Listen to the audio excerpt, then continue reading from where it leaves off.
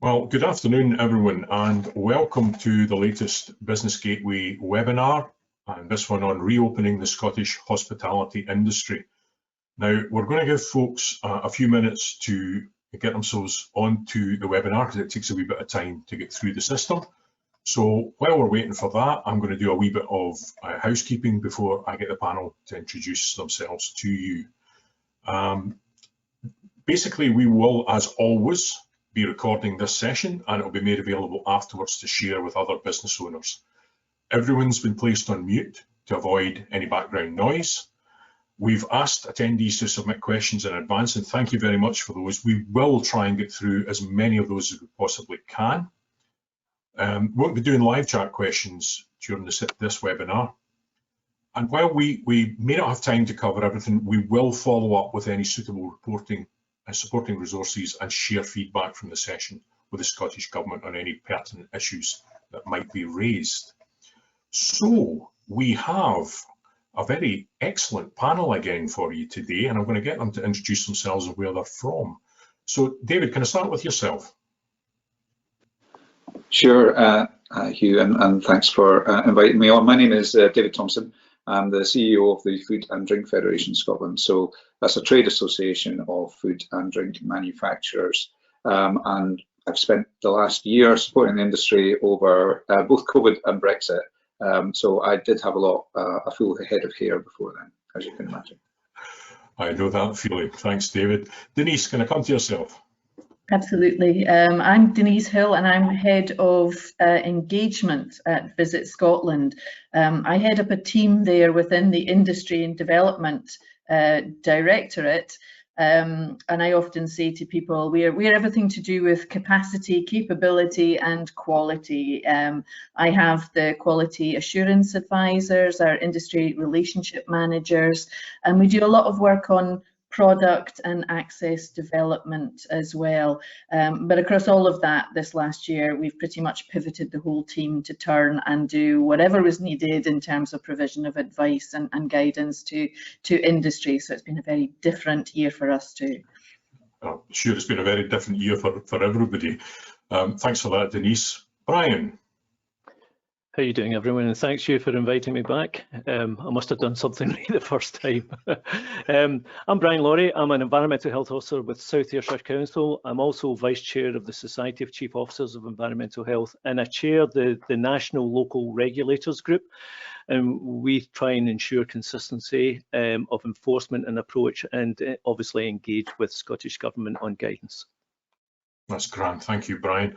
And I'm Hugh Lightbody. I'm Chief Officer for the Business Gateway National Unit in COSLA. And as Denise was saying there, obviously for all of us and for all of you out there, it's been a very different year. We certainly have pivoted our services to try and respond to the situation, try and support businesses, which is what we're here to do as best we can, and do it in new ways. And one of the ways we've been doing that is by our webinars. So this started with our workshops, which we turned very quickly into webinars because obviously people couldn't do face-to-face.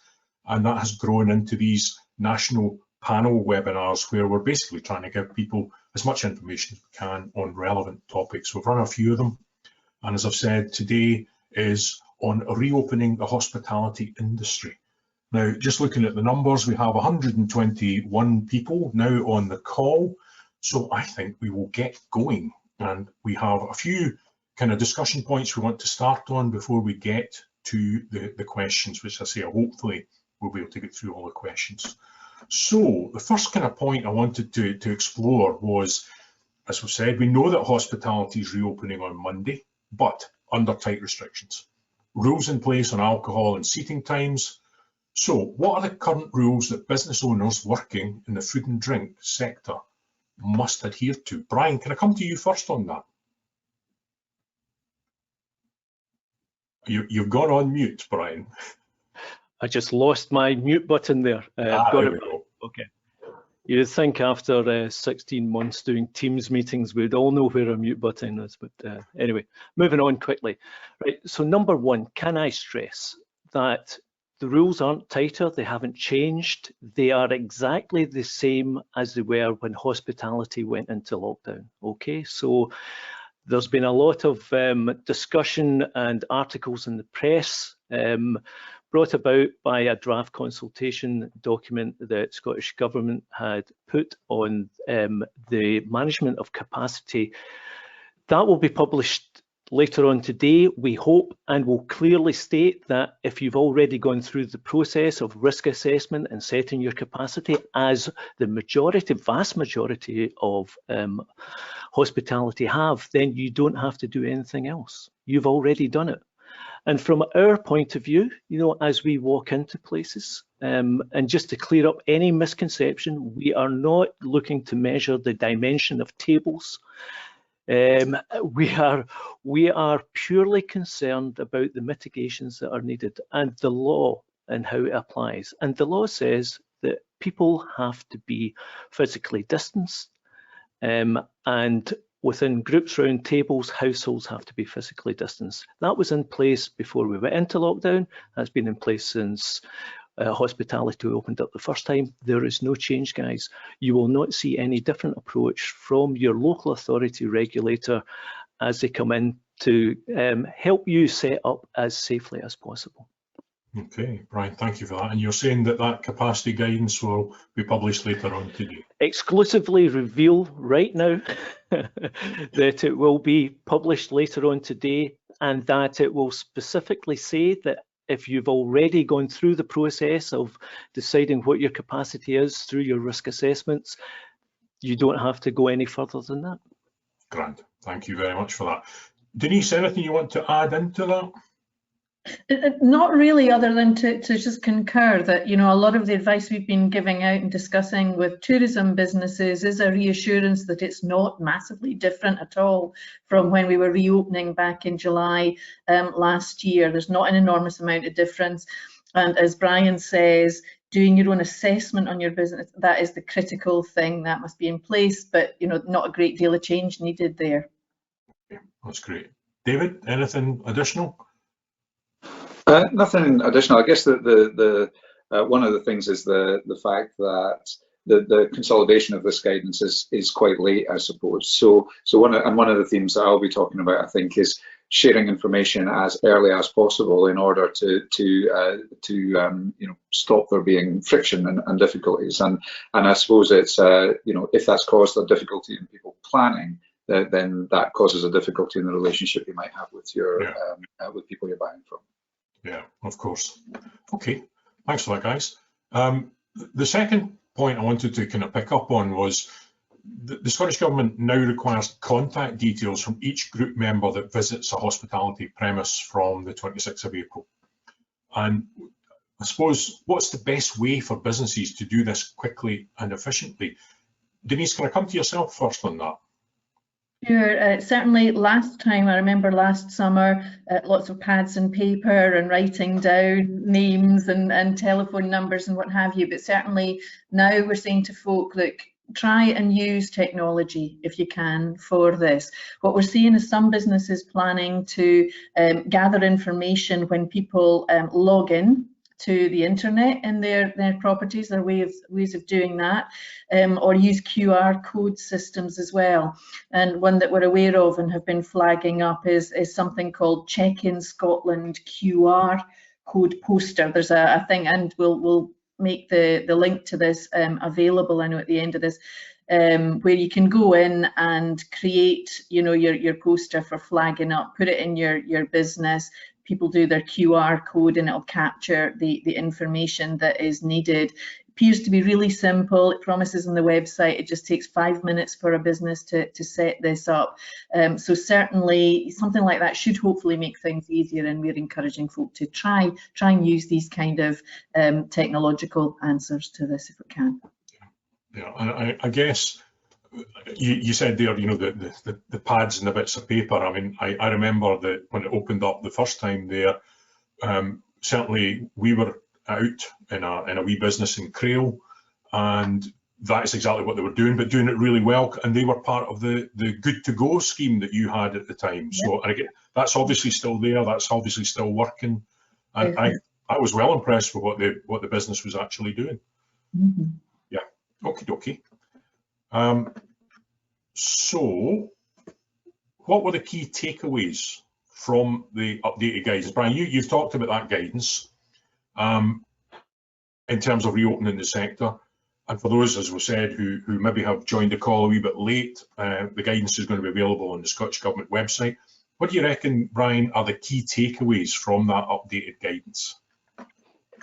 Yeah, so I think one of the things that we've learned since the sector went into lockdown was, we saw the emergence of the new variants, and we're starting to establish a better understanding of how those new variants work. And it's clear that it's aerosol transmission is the main route of transmission between people, so we're starting to just change the emphasis on the mitigations that you have to have in place, which ones are more important than others. And that's not to say that they all play their part.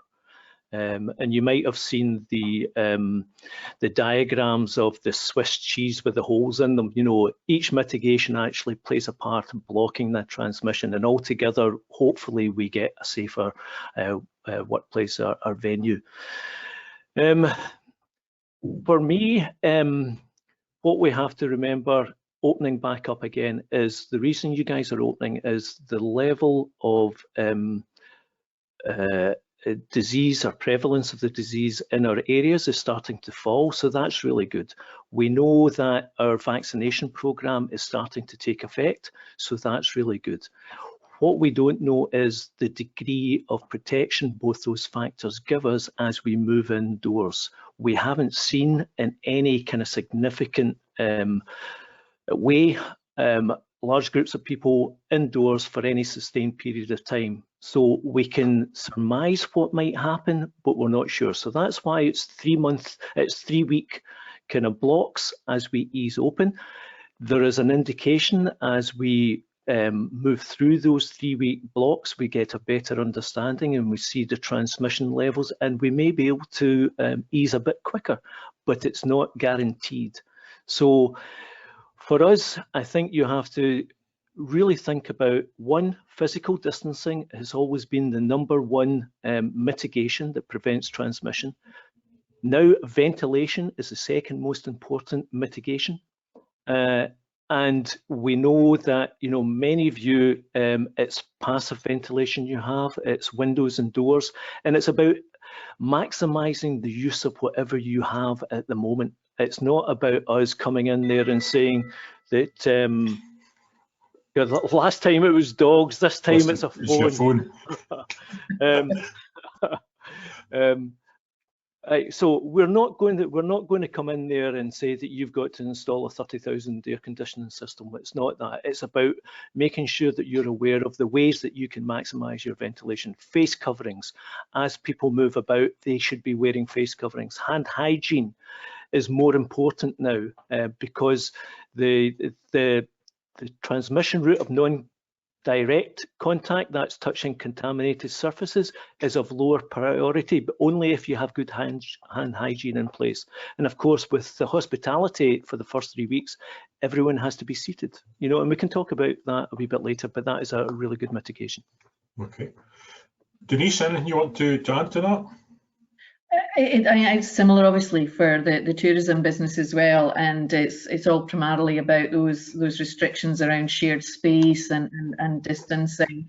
A particular challenge for us, as it was last time as well, is self-catering and self-catering properties, and they will only be able to take single households when we first open up on the 26th of April, on Monday there, and it won't be until the 17th of May until 2 different households will be able to be together for all of these same reasons. In serviced accommodation, then similarly, you can't have golfing buddies or walking buddies or what have you sharing same rooms immediately right now, and when it comes to those operators, those tourism operators who are providing meals, yes, it's about careful planning, making sure that the dining areas will allow for the appropriate levels of distancing.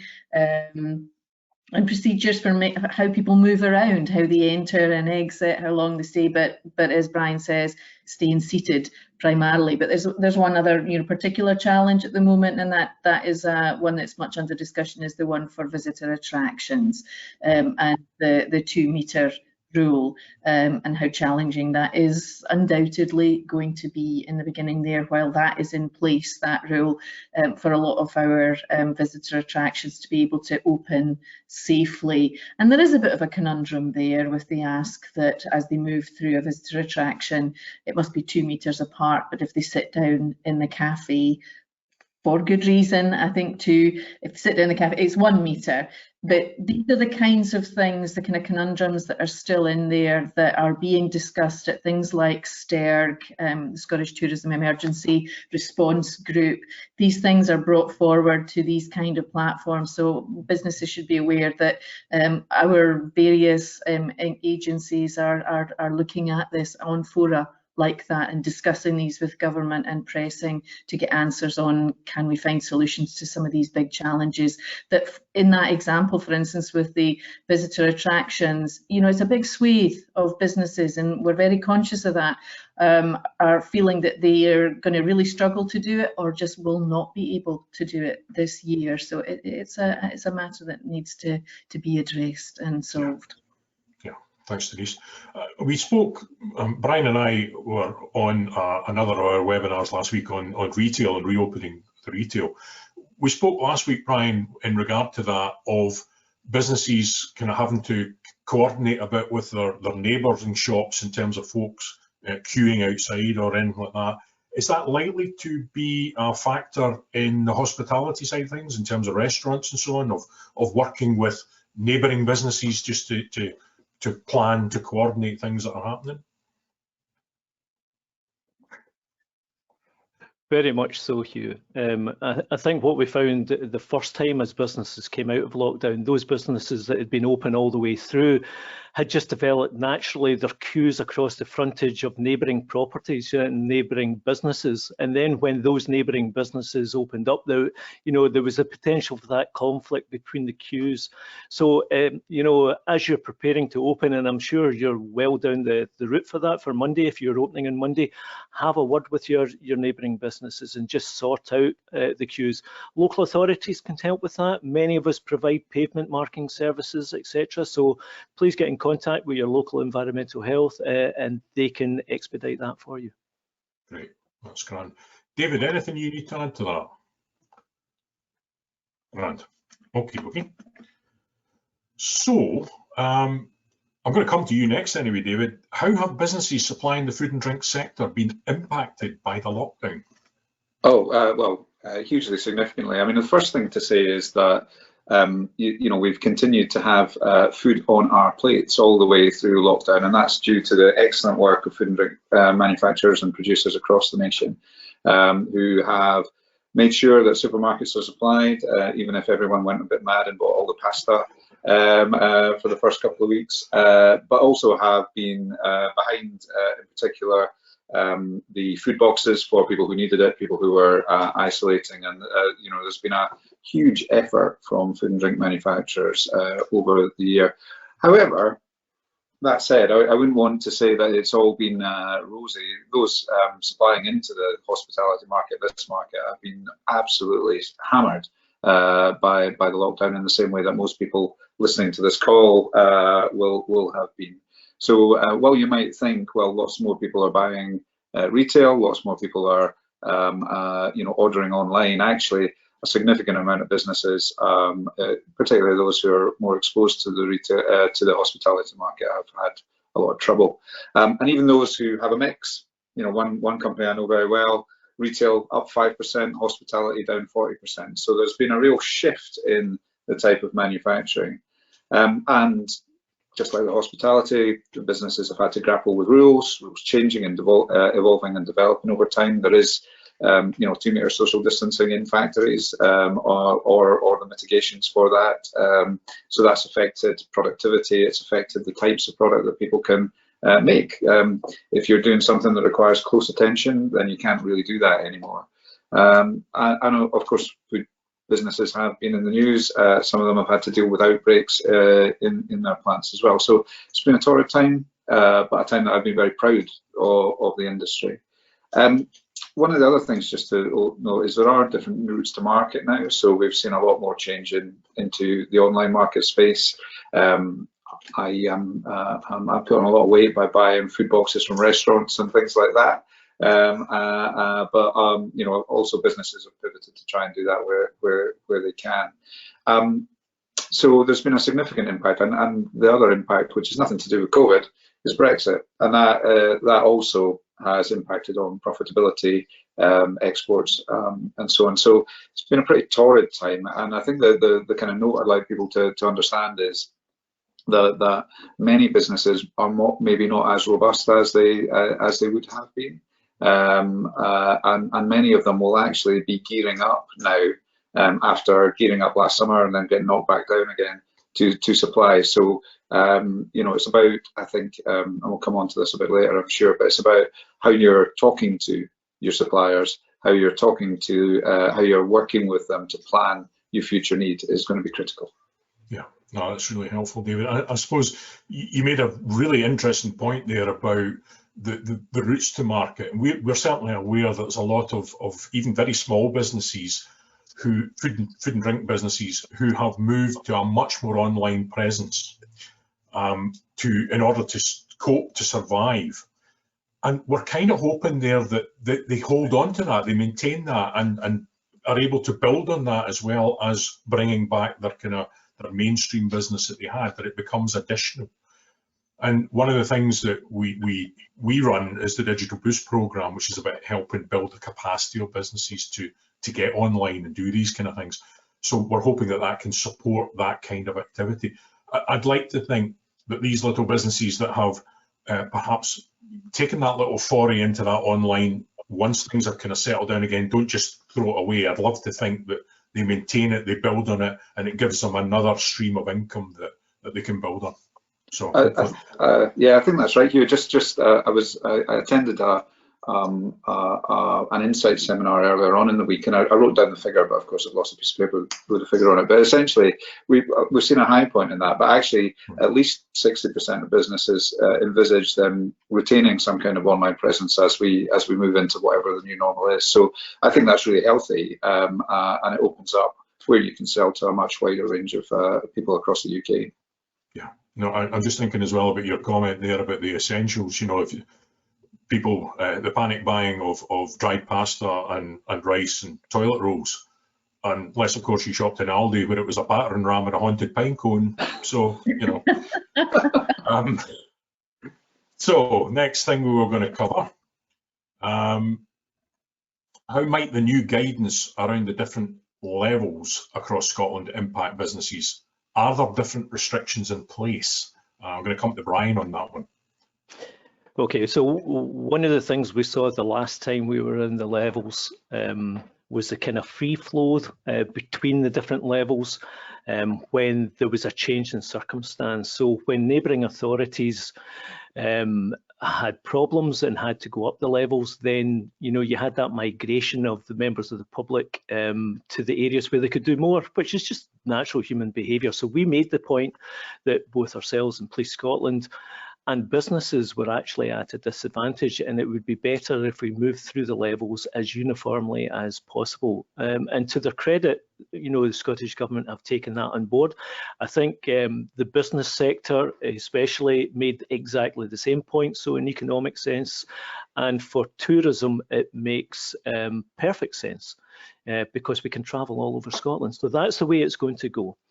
There is the one fly in the ointment, as I've said, is we don't know how the new variant will react when we move indoors in significant numbers.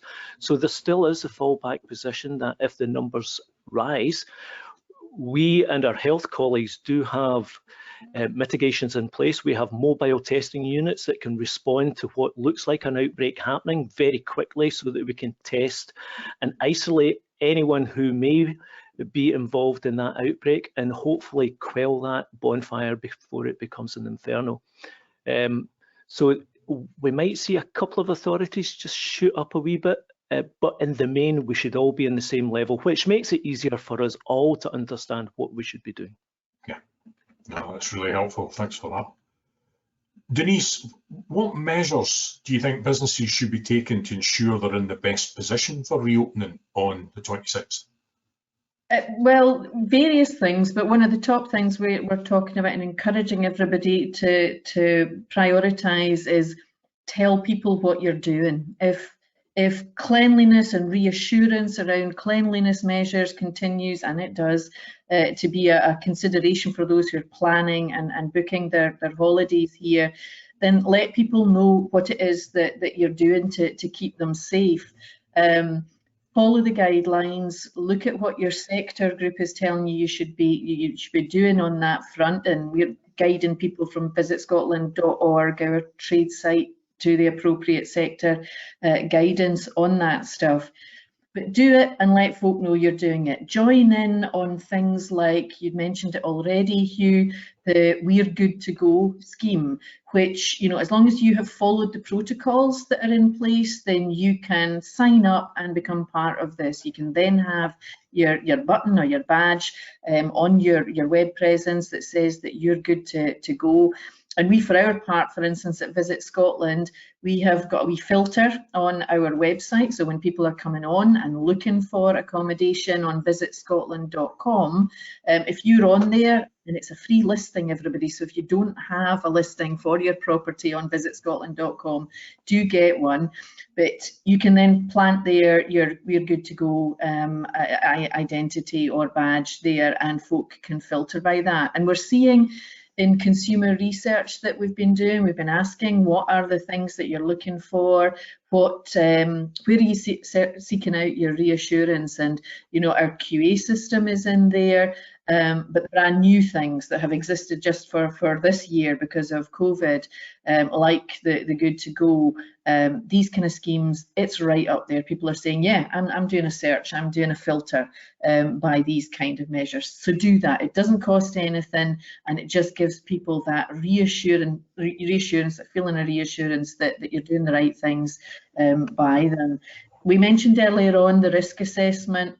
That's top banana. Make sure that you've got that done and in place. And as Brian was saying earlier on, there's not a lot of change needs to happen there at all, but it is critical, and to allow you then also to participate in things like Good to Go. Sharing information ahead of arrival. So if you're maybe an accommodation business, for instance, again, tell your visitors what to expect on arrival. You may or may not be there at the point that they arrive. You may have set it up so that you're not there, and that there's a key there's a key situation whereby you're not there physically as they arrive. So make sure that everybody's got the information that they're going to need before they come along. Think about your staff as well. Make sure that they're all boned up on what the necessary arrangements are, and that they, for their part, feel confident as well, whether it's about the face mask wearing or physical distancing or how you're going to take orders and what have you. Don't forget them in all of this. And just make sure that folk know that you're open. If you're a visitor attraction, again, Good to Go scheme is one thing, but make sure it's on your website that I will be open from X, you know, because people will increasingly, again, be using digital as a way of looking, well, if I go here or I'm going to be there, what is going to be open? What can I go and visit? And what kind of arrangements do they have? So if you're a visitor attraction or an experience of some kind, again, make sure that's on your website. Tell them when you're going to be open and what the arrangements are and what you've put in place. So all of these kind of things will be enormously helpful, I think. That's grand. Thanks, Denise. Brian, you spoke earlier there about ventilation. What measures should businesses be taking to maximise the effectiveness of their ventilation systems? Yeah, so we're now straying into really technical information, which is well above my head and that of my colleagues, actually. So if you've got air conditioning systems or mechanical ventilation, then the best person to talk to is your ventilation engineer. They're the ones that can give you the best advice, and you know, obviously they've been really busy researching how they can maximise the use of ventilation systems to get that fresh air in that's needed in the indoor environment, to make sure that, as I said to you before, you know, we see aerosol transmission as the main mode of transmission for the new variant. So this isn't just that heavy droplet as you talk, so that's the physical distancing between persons, but also the finer feather-like particles that hang in the air. So we're trying to get as much fresh air into your premises and through your premises as possible. So ventilation engineers can help with the more elaborate systems in inputting fresh air into your premises. If you don't have such systems, then it's opening doors and windows, you know. And we've had a lot of discussion with Fire Scotland as well, because obviously internal fire doors, there's a balancing of risk here, you know, and we don't want you to expose your fire risk assessment to being breached because you've destroyed that fire curtain between different areas. So if you have any concern on that, please contact your Fire Scotland local stations and they can give further advice. But as much as possible, get that through and through ventilation. If you're a basement, you know, I think that if I came across a basement premises, I'm going to inquire further about the ventilation, because it may be that there's other things you have to do, or for the first 3 weeks, you're better just being outdoors and not opening up the indoors. But that's a discussion. It's a very specific, localized area for further consideration, sort of thing. So I think that's the main things I would say. That's great. Thanks, Brian. David, in terms of the kind of food and drink sector and businesses that are more public facing, what tips would you give businesses working within the food and drink sector, such as suppliers and manufacturers, versus those businesses that are more public facing?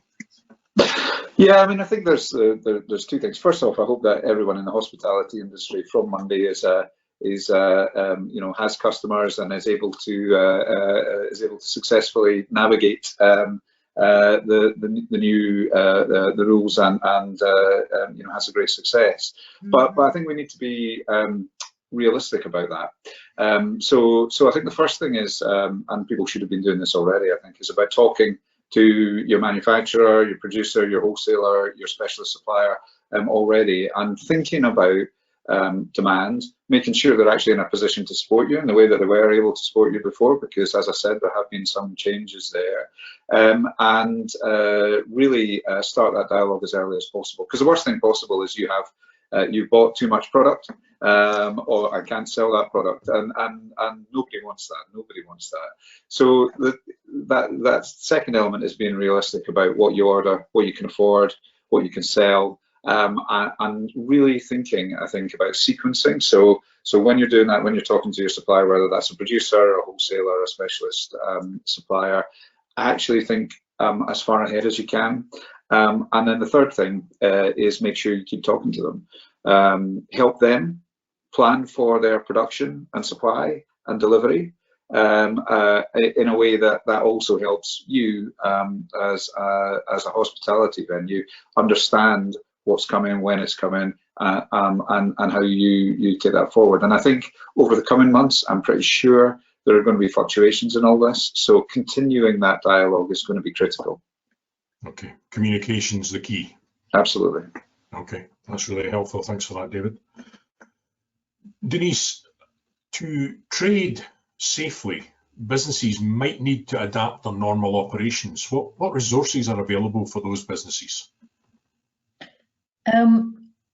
Certainly for the tourism businesses, we're doing our best, we hope, at Visit Scotland to try and signpost folk off to all sorts of resources there. Again, visitscotland.org is our travel trade website, so do familiarise yourself with that. If it is about funding to be able to make changes, there is a resource which is the Find Business Support website run by SE. And that, if you like, is the mothership on all things funding. So watch out for that one, and watch for anything coming up on that front.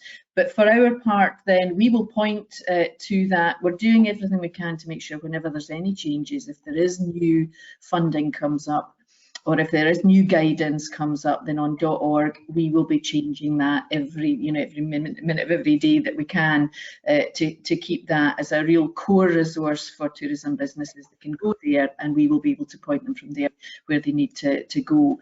We've got a whole COVID section on there, so there's all the updates will be on there. There's FAQs, frequently asked questions. So businesses are asking us constantly. We're putting these things up there, providing answers, and hoping that that will be useful to as many businesses as possible. We're also we're doing best practice examples as well, and that's something we'll continue to do more of. We picked up some great examples from last time when there was the reopening of how different types of businesses from different subsectors of tourism, what they did, how they innovated, how they adapted in order to open safely. So do go in and have a look at those best practice examples, and we'll continue to gather those and deliver them. We're pointing people, if you're not already engaged with your sector association, sector groups and sector associations have been fantastic through COVID, and we've seen the most amazing support and the most amazing effort go in by the people who run these and lead these organisations. They can provide the detailed support that is beyond us at Visit Scotland being able to advise. So if you're somebody who's not involved with your self-catering association, the SSC, or the new Bed and Breakfast and Guest House Alliance, or the ASVA, as the Association for the Visitor Attractions, I recommend you look into doing that, because they have been an absolute font of information and help and guidance throughout all of this. Sign up for our newsletter. Again, we're pushing that out whenever there's something new. You don't have to be in our quality assurance scheme to do that. Anybody can do that. Sign up and you'll get these regular emails that will tell you if something's changed or if there's something new to look out for. And read the insights and the research. There has been research done into industry. We've done several waves of that together with STERG through the course of the COVID pandemic. So if you want to know what is happening in the industry and bone up or understand what is happening to others in your sector, look at that stuff. It's up on VisitScotland.org, and we're doing waves also of consumer research into what are the consumers telling us, who are the consumers that are coming, what are their concerns, what are they saying they're looking for, and that will allow you to prepare yourself and adapt for what it is that will make you best able to cater for them. Okay. Just, I mean, in terms of adaptations, training, I guess, of staff could be part of that adaptation. Is there any particular things you would point to there? Yeah, I guess there are other agencies that are better able to speak on this than me, but certainly, we're encouraging people to give that reassurance to their staff, help make sure that they're prepared for folk coming back, that they feel confident in themselves and that they convey confidence that the measures that they have in place are the right ones, and people should feel more relaxed. But there are specific things, and I mentioned there the ASSC, Association of Self-Caterers, and they've been particularly great at covering off areas like this, and covering off areas like cleanliness and cleaning protocols. So if anybody wants to know how to clean, then go to their website, because by God, they will give you a real great steer. There's a bit in their website, holiday let cleaning post-COVID, and there's something called Landlord's Little Helper on teachable.com. So that advice on, well, what do we mean by the right level of cleaning? There are things like that out there, and we would point them there to make sure that that's maybe for self-catering, but for staff in other types of tourism businesses, they will find that useful also. Grand. Okay. David, Brian, anything you want to add on that?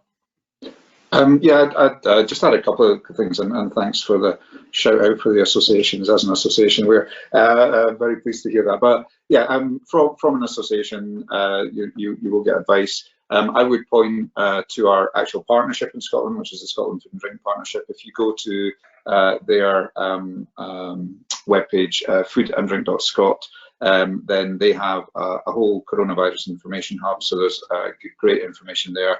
And of course, we work very closely with Food Standards Scotland on their advice and guidance, which is excellent. It's the best in the UK. Don't tell anyone else I've said that. On supporting food businesses, and that is complex, but there's a lot of work gone into making sure that that's right and is understandable by people as well. So those are two additional places I would suggest people look if they need more help. Okay, grand. Brian, anything you need to add to that? Yeah, and I'm sorry, David, but I'm going to have to grass you up to the Food Standards Agency for that shout out for their guidance. Us public-facing bodies need all the reassurance we can get from the trade that what we're doing is actually not bad. So thanks for that. Well, I think my advice is more probably on the two parts. One, the physical aspect and adapting your premises as you go forward to meet the needs of the way that your operation's changing. So what we're seeing for licensed hospitality, for instance, is because the restrictions say outdoor drinking with alcohol only, we're seeing extensions to car park, beer gardens, etc. So just before you make that plunge and start spending your money, getting all the tables, etc., just make sure that there's other factors, you've got the right permissions, etc., and everything's cleared that way. That in terms of toilet capacity, that you're not actually going to build up a capacity for the number of people who are going to attend your venue. And of course, we've got restrictions on the physical distancing within the toilets, so the toilet capacity is actually reduced. And it may be you just have to think a wee bit out the box and have some portable toilets in the beer gardens as well. But obviously, seek advice from your local authority on that. Other things, we've seen pods which are actually look like greenhouses. And unfortunately, the way that the legislation is, you know, a kind of glass greenhouse for the first 3 weeks is seen as indoors because less than 50% is open, so you can't sell alcohol in them. And the other thing that you forget is a greenhouse is a really hot environment, you know, so as soon as the sun shines, it's 200 degrees in there. So just, you know, you've got to think about the implications of what you're using and just research it that wee bit more and talk to more people about it. In terms of your operation, if you're changing the type of service that you're providing, it might have implications for the food hygiene side of things, etc., or your labelling, etc. So again, a wee bit of care there, and just we're open, you know, 5 days a week at the moment, and a phone call away. Just give us a call. Happy to give the free advice. Okay, thanks for that, Brian. I'm just thinking there about, you're saying there about thinking outside the box and having portable toilets, and that's presumably to give people a chance to be doing some thinking inside a box, but okay. So I think what we'll do, there should be a government health warning on your jokes. I know, there should. I should. I'm sure I've got a book of dad jokes somewhere. I think what we'll do now, I'm just conscious of the time, let's move on to some of the questions that we've received from folks. And folks, thank you very much for sending your questions in. Let's try and get through as many of those as we can. So the first question we've got is from Lynn. And this kind of touches slightly, I think, Brian, you mentioned earlier, you're not going in measuring tables or anything. Will licensing standard officers have the appropriate training in compliance to assess if a unit is not compliant to COVID-19 guidelines? Having worked in the trade for over 40 years, Lynn is now acting as a consultant or trainer, and she'd like to be able to provide the most up-to-date information to her clients. Okay, so any officer who has been given the authorization to enforce the COVID-19 guidelines should be competent, and we all have training in place. Not all authorities will have authorised their licensing standards officers. It all depends on the resources available, because there's still a licensing need, you know. So for ourselves, we have one licensing standards officer in South Ayrshire, so we bring her into the fold and we train her in all the stuff that we're doing, but she doesn't enforce, but she does provide advice, and she is that bridge between us and the trade, because she deals with them every day, you know, so she picks up on their concerns and she refers them on to us if she feels they need to. So it's horses for courses. All I'll say is everyone that's going into your place to give you advice on COVID-19 should have the competence to do that. Okay, thank you for that. Jennifer has asked, will background or jukebox music be allowed on even at low levels once venues reopen? The lack of background music, she says, has killed their industry as there was no atmosphere in their venues. Now, we were talking about this just before we went live on air, and you revealed a most interesting fact about jukeboxes, Brian. So first of all, let's deal with the question, and as part of that, perhaps you can get to that most interesting yeah, I'll do my best. Nugget of information. Yeah.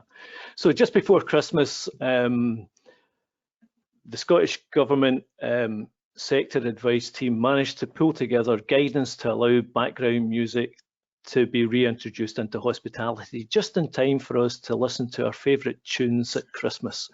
It's just not the same without Slade, is it really? So anyway, the guidance is there. It's on the Scottish Government website. It can be accessed through the hospitality sector guidance. And it's really common sense. It's about sitting down before your venue's open, turning on the music and having a conversation and just limiting the music to that doesn't make you have to raise your voice. And I would suggest that if you've got speakers over seats, then those are the areas that you test it first of all. We had on the industry sector group a discussion about jukeboxes as well, and this is what Hugh's alluding to. I wondered whether or not jukeboxes could put to random play and just turn down because the volume's adjustable behind the bar. Because the idea behind this first 3 weeks, remember what I'm saying to you guys is we're going slowly for this first 3 weeks to see what actually happens.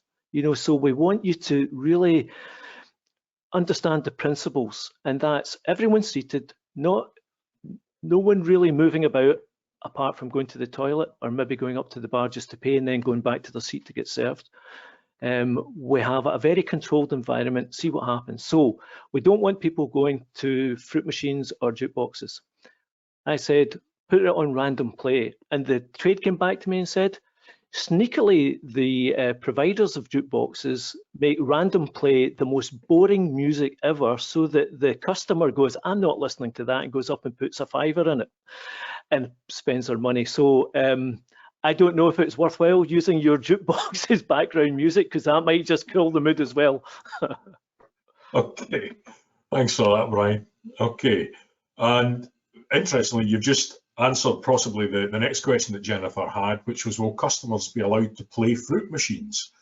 Arcades and bingo halls will be open, so she's assuming that this will be allowed, but we'd like it confirmed. Machines are obviously an additional source of income. Yeah.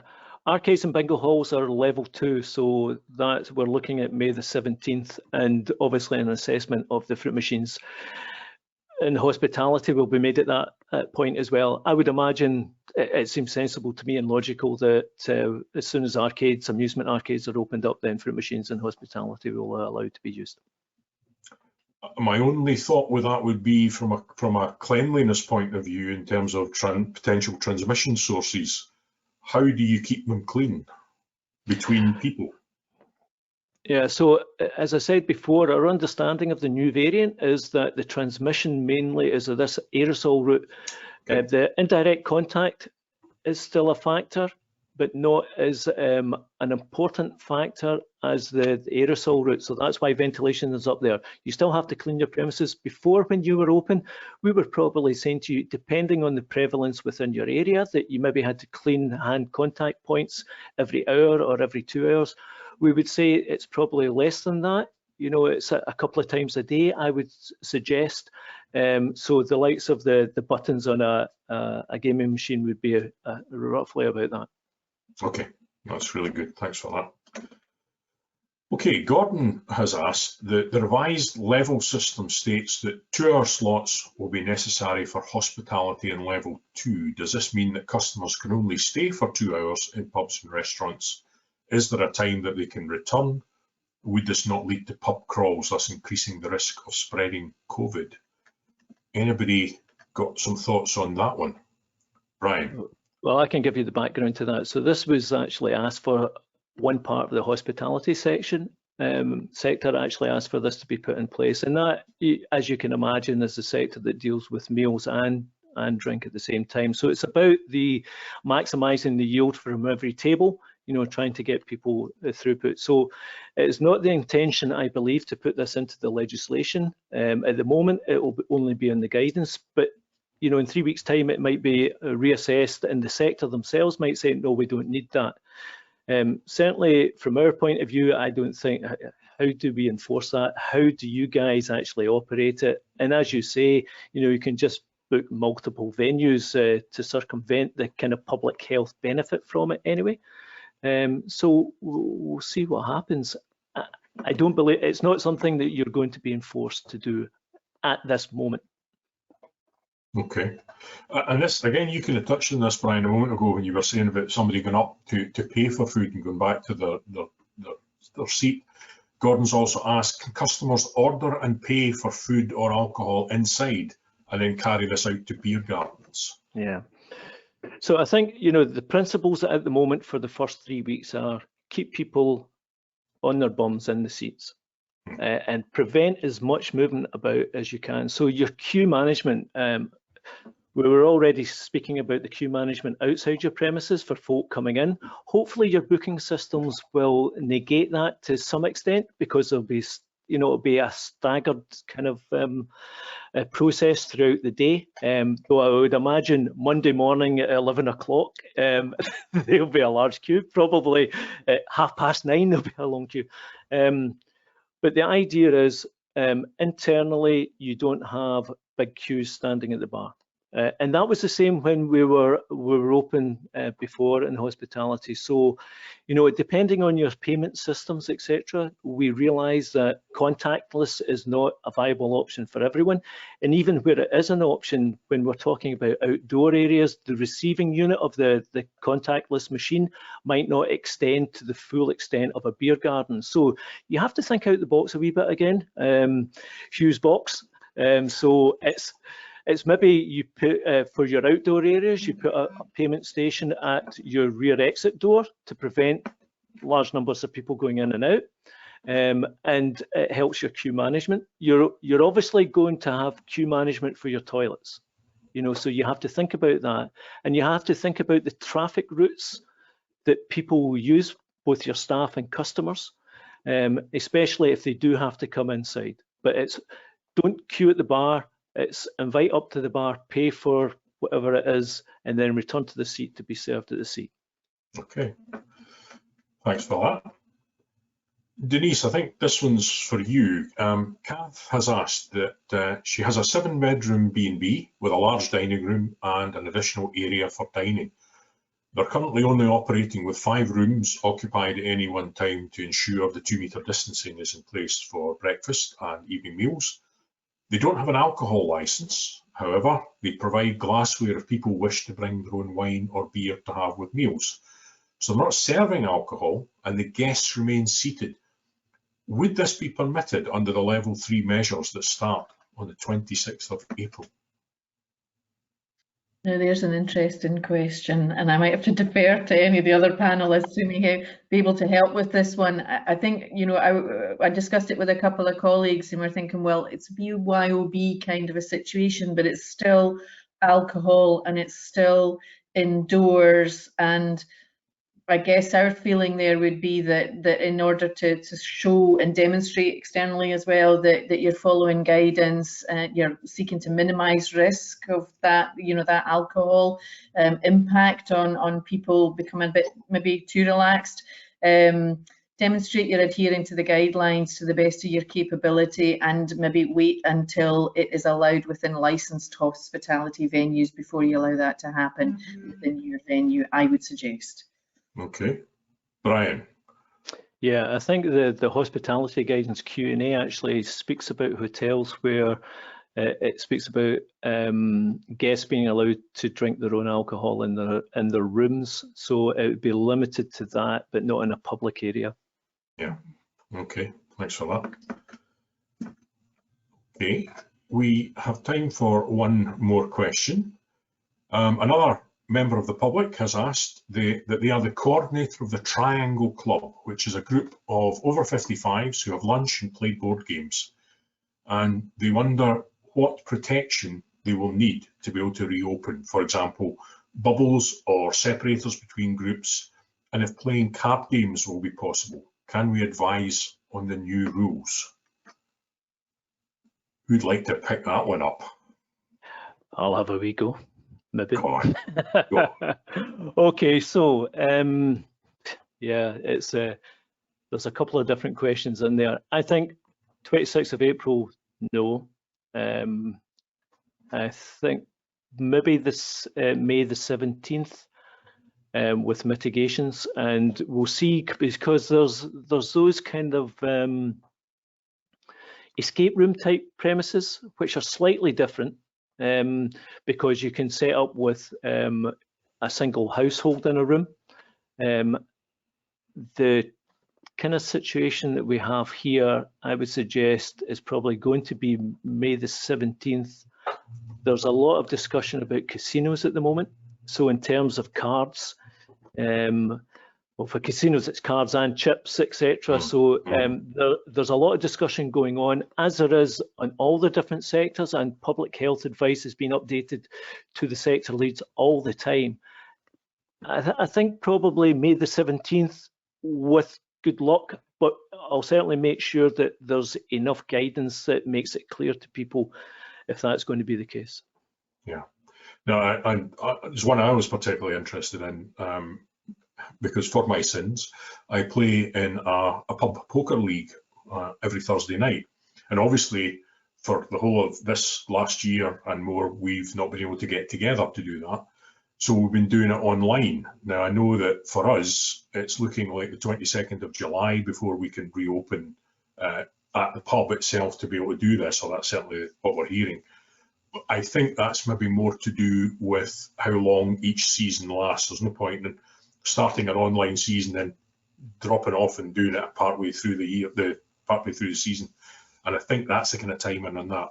So you're thinking in terms of that one, that question, 17th of May, maybe with... Maybe, yeah, and it all depends on public health advice. It could perhaps be later. We'll see. I think casinos are probably the trigger for all these other kind of activities, with cards and chips.